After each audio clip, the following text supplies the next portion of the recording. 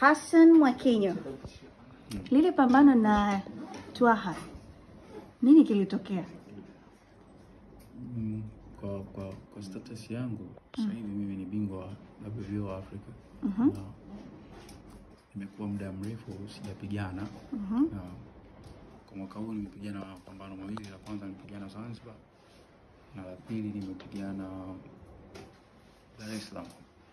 Kwa fight mbili zile zimenirudisha na nafasi ya kwanza Afrika na nafasi ya kwanza Tanzania, na kidunia pia niko mahali pazuri, ambapo huko nyuma wakati ambao nilikuwa nimepumzika mwaka bila kupigana, boxers wengi wa Tanzania walikuwa wanapigana, lakini hakuna aliyewahi kufikia rank hiyo. Kwa hiyo kwa quality yangu ya nilipofikia, maana yake hakuweza kufikiwa matakwa ya mimi kulipwa, kwa sababu watu wengi waliokuwa wanaishabihia ni watu ambao wanaishi lakini hawakuwa na hela. Kweli?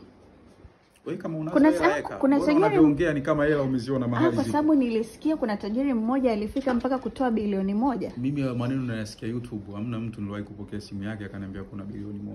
Na kama atakuwepo huyo mtu, basi nitakupa namba yangu, yani wewe mtafute alafu njoo naye. Limeisha hilo.